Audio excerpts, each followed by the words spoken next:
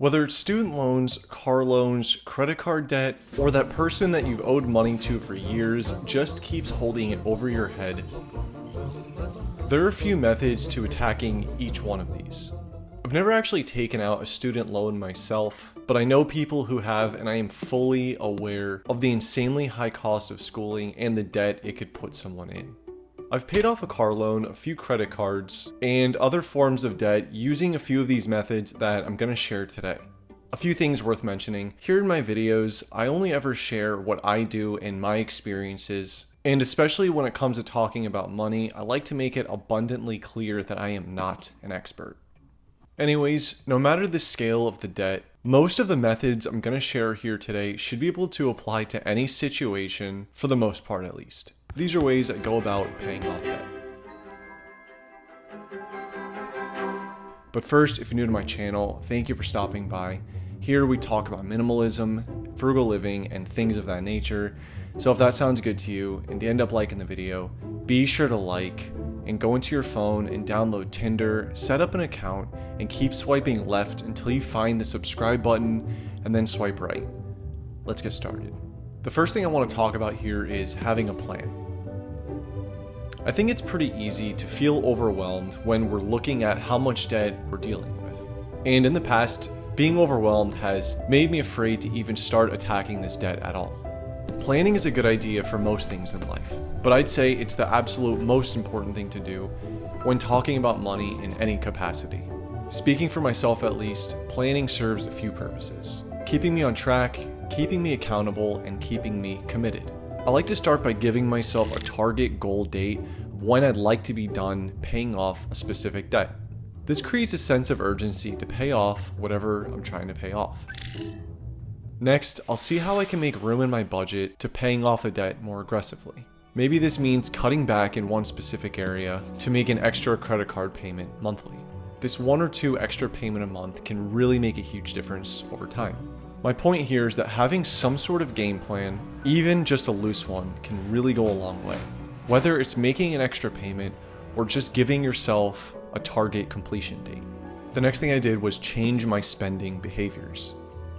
And adjusting my spending behaviors sounds very, very broad, so allow me to explain. In the past, when I've had my mind fully focused on paying off a specific debt, I made small changes in my everyday life that helped me pay off this debt a little bit faster. Small changes like not carrying my credit cards with me, committing to grocery shopping over eating out, and finding enjoyment in free activities like going to the park.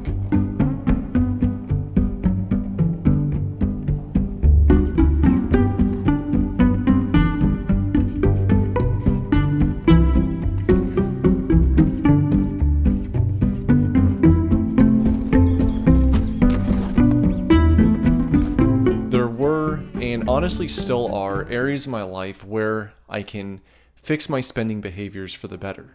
Addicting spending habits like buying breakfast or coffee every single day seem small in the moment, but over a week or month add up to what could really be a huge payment toward a specific debt. I suggest paying attention to every single purchase over the next day or two and consider which were absolutely necessary and which could have been cut back. The next method is the snowball method. And this is a pretty common strategy for paying off debt you might already be familiar with. The snowball method is the process of paying off the debt with the lowest balance or interest first. Well, that's just a super simplified version of it. How I use the snowball method looks a little bit like this. Let's say, for example, I have a car loan of $10,000, a credit card with a balance of $1,000, and a second credit card with a balance of $500. Using the snowball method, I'll make the minimum payment toward the car loan and the credit card with the larger balance of $1,000. The credit card with the $500 balance, however, I'll prioritize by paying off the most aggressively. So this means making the minimum payment for the $500 credit card as well as much of a principal payment as I can afford. Once that $500 credit card balance is paid off, I'd make my way towards paying the debt with the next highest balance, hence the name, the snowball method. I'm moving up from the lowest balance, snowballing to the highest. I think this method is great because it helps me celebrate these small wins, and it really just feels like progress is being made a lot quicker. And the last thing on this list is dedicating an income towards paying off debt. Increasing your income and dedicating an entire income to paying off a debt is a lot easier said than done. And when I say dedicate an income, I don't necessarily mean give up your personal life and find a night job. More specifically, I mean figuring out a way to generate some sort of side income and solely dedicate whatever money that brings to paying off a debt. Aside from finding another job, there are a few things that I've done. Selling things on OfferUp, Facebook Marketplace, or to a friend. I racked up a bit of debt when building my PC a little while ago, and I fully paid off that credit card by selling unwanted things that I had laying around. But I wasn't limited to just selling things that I didn't want to make a second income. Apps like DoorDash and Uber can be great, working at your own pace and on your own schedule, but maybe when gas goes down a little bit. Or if you just fancy walking dogs, I recommend downloading Wag and trying to walk dogs for a side income. In today's day and age, there are a lot of ways to make a little bit of a side income. All it takes is thinking outside the box a little bit, and that money can be used specifically for paying off a certain debt. Debt overall can be a very stressful thing to have to deal with, and for a lot of people, it's just a touchy subject in general. I really genuinely hope a few things that I shared today and that I've done myself can help at least one or two people out there. Of course, there are 1.5 million other methods that can be discussed, but I really just wanted to share those that were the most effective in helping me.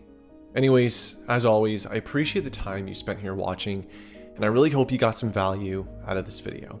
If you did enjoy this video and you do like this type of content, be sure to like and consider subscribing to my channel, and I'll see you next time.